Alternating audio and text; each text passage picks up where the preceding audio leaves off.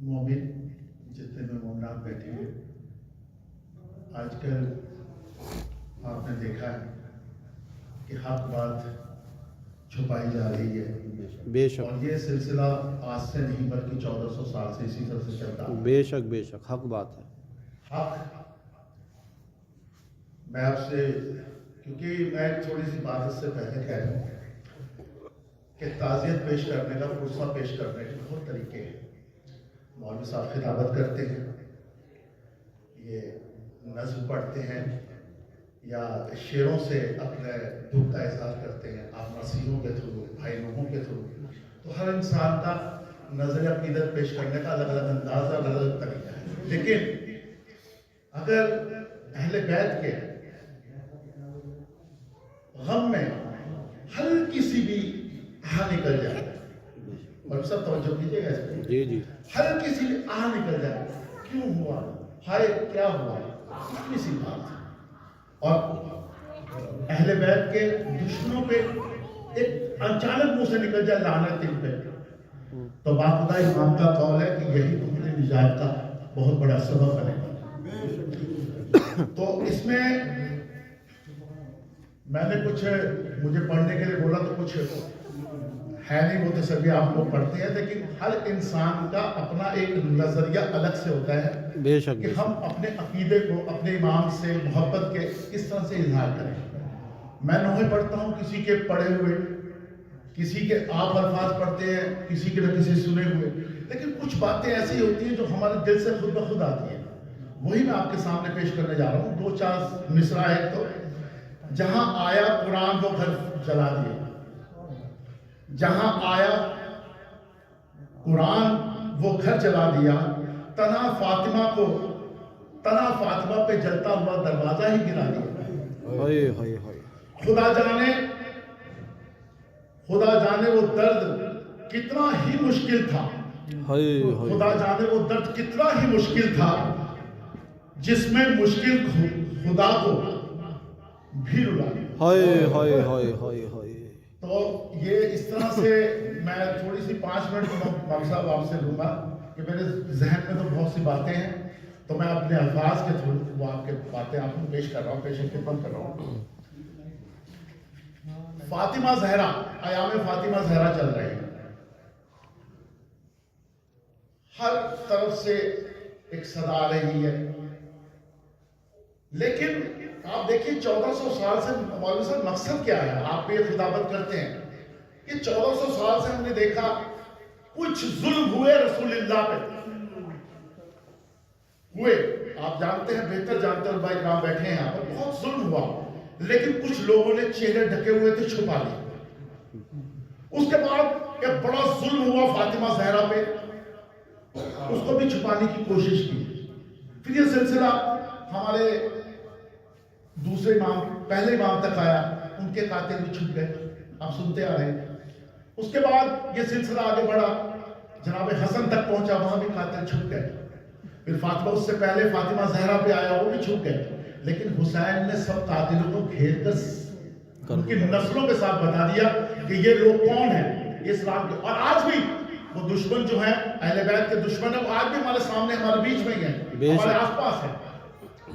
تو میں ایک چھوٹا سا واقعہ آپ کو بتا کر اپنی اس گفتگو کو تمام کر دوں گا۔ میرا تو ایک عقیدت ہے، اور ایک اپنا ایک سوگ، ایک مصیبت بیان کرنے کی، پرسہ دینے کا ایک انداز جو میرے اپنے سے آیا، جو میں اپنے طریقے سے دے رہا ہوں۔ فاطمہ زہرا میری سلام اللہ ہے، وہ میرے اس بات کو قبول کرے گی۔ اردو کا ایک الفاظ نہیں مولوی صاحب آتا، کوشش کر رہا ہوں کہ یہ ایک آدھا الفاظ اگر غلطی ہو جائے تو میں آپ سے معافی چاہوں گا۔ دیکھیں فاطمہ زہرا کا مرتبہ کیا تھا، آپ اس کے مرتبے کو بہت غور سے سمجھیے کہ ان کا کتنا بڑا رتبہ ہے۔ ہمارے حضور کو محمد صلی اللہ علیہ وسلم آئے دنیا میں 2 چیزیں ہیں، مولوی صاحب بیٹھے ہیں سامنے، بڑے پڑھے لکھے لوگ بیٹھے ہیں، بڑے اچھے لوگ بیٹھے ہیں، خطابت کرتے ہیں، سب معلوم ہے کہ بیٹا جو ہوتا ہے، بیٹی جو ہوتی ہے وہ رحمت ہوتی ہے، اور بیٹا مولوی صاحب کیا ہوتا ہے، نعمت ہوتا ہے۔ جو نبی پوری دنیا کے لیے، پرندے سے، چرندے سے، انسان سے، جانور سے، حیوان سے، جو پورے عالم پہ رحمت بن کے آیا، اس کے لیے رحمت بن کے آئی ہماری فاطمہ زہرا۔ بے شک دیکھیے مرتبہ دیکھیے، میرے رو کر ایک دھواں کھڑا ہو گیا۔ اور دیکھیے وہ آپ نے موبائل کی پورا قصہ واقعہ پڑھا ہے، جانتے ہیں اچھی بڑی طرح سے کہ موبائل کے واقعہ کیا تھا۔ صرف یہ تھا کہ جسے قرآن سچا کہے وہ دربار میں جھوٹی قرار کر دی۔ جس کو قرآن نے سچا کہا، کہ مسئلہ کیا ہے، ہم کیوں چلاتے ہیں، کیوں چوکوں شہروں میں ہر جگہ پہ ہم یہ جلوس نکالتے ہیں، صرف وہ بات بتانے کے لیے کہ آج اس آواز کو دبانے والے ہزاروں لوگ صدیوں سے اس طرح کا سلسلہ چلتا آ رہا ہے۔ موبائل میں آواز سچائی کی صداقت قرآن نے دی کہ سچے لوگ ہیں، اگر یہ چاہیں اگر پہاڑ کو چلنے کے لیے کہہ دیں، خدا کی قسم وہ پہاڑ اپنے راستے سے ہٹ جائے گا، اتنے سچے لوگ تھے۔ لیکن ان کو دربار میں ان سب کو جھٹلا دیا گیا۔ کبھی علی گئے، کہہ دیا مرد کی ایک گواہی ہوتی ہے دوسرے کی نہیں ہوتی، مرد دو ایک مرد ہونا چاہیے اور ایک عورت ہونی چاہیے، عورت کی گواہی نہیں مانی، بچوں کی گواہی نہیں مانی۔ تو بہرحال انہوں نے اس طرح سے پورا پروگرام بنا کے، اور یہ ان کو صرف ان کے چہرے پہ نقاب اتارنے کے لیے فاطمہ زہرا گئی تھی۔ میں چھوٹا سا واقعہ آپ کو نظر پیش کرتا ہوں، بس سمے تو زیادہ ہوگا لیکن جو میرے دل کے الفاظ ہیں، جذبات ہیں، میں آپ کے سامنے پیش کر رہا ہوں کہ میں نے آج ہی سنا طالب جوہری صاحب بڑے عمدہ قسم کے، آپ جانتے ہیں، انہوں نے خطابت کی ہے، انہوں نے ایک چھوٹا سا واقعہ بتایا جو میرے باخدا میں اسے واقعہ کو پڑھ کے میرے بہت بری طرح سے آنسو نکلنے لگے، میرے الفاظ نہیں بچے۔ چادر تطہیر،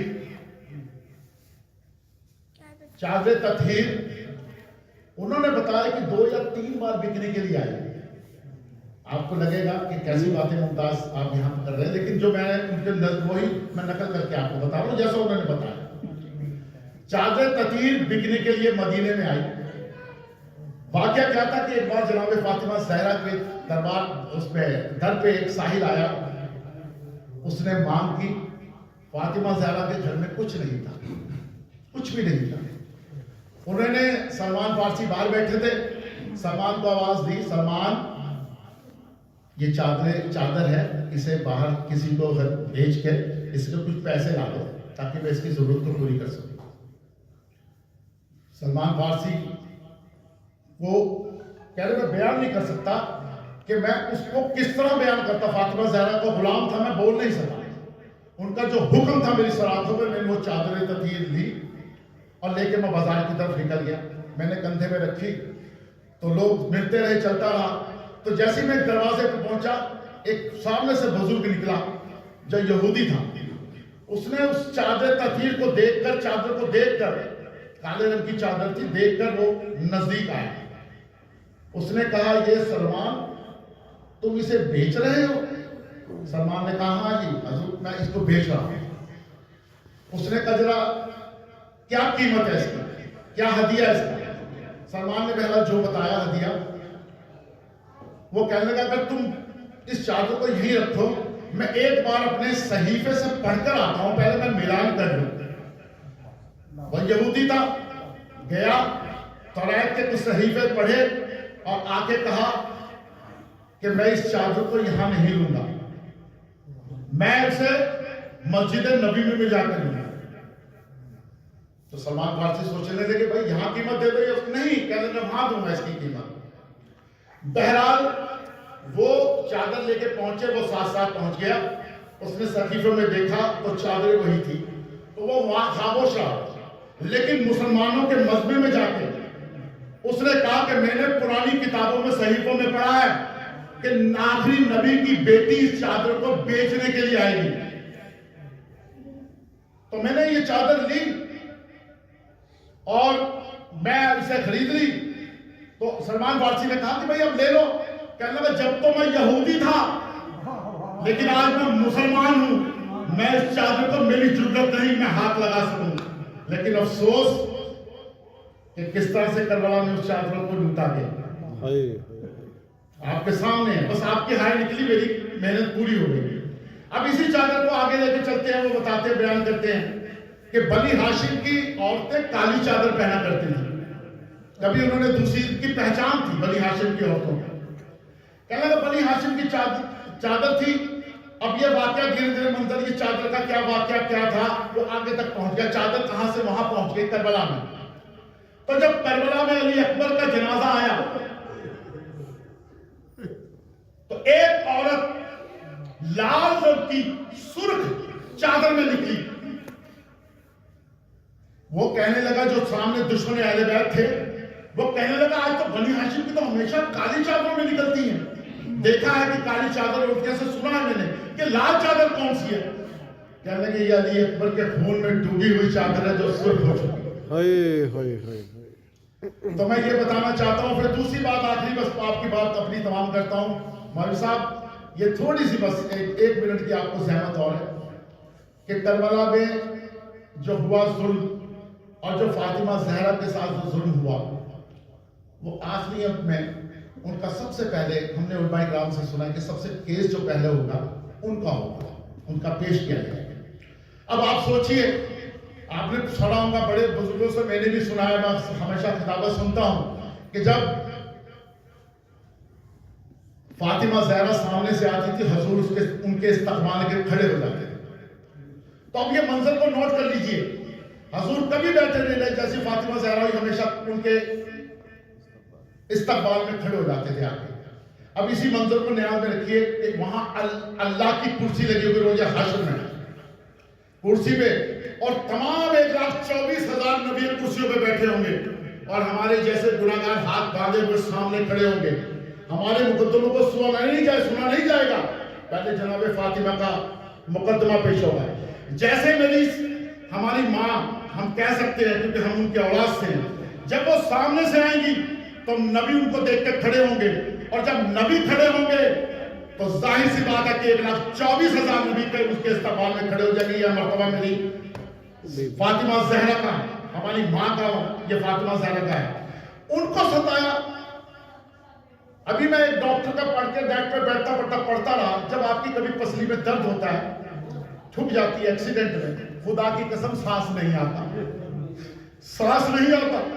اب آپ سوچئے کہ ٹوٹی ہوئی پسلیاں جب اندر گئی ادھر پھیپڑے جب ہم آکسیجن لیتے ہیں نا پھیپڑے پھولتے ہیں, تو آپ منظر کو نوٹ کریے کہ ٹوٹی ہوئی پسلیاں ایک دن نہیں, 2 دن نہیں, 2 مہینے بھی ہے, کچھ تو 6 مہینے روایتیں بتاتی ہیں, 6 مہینے ان پسلیوں سے, ٹوٹی ہوئی پسلیوں سے کس طرح جناب فاطمہ زہرا نے سانس کیا ہوگا, کس طرح کام کیا ہوگا, کس طرح سے.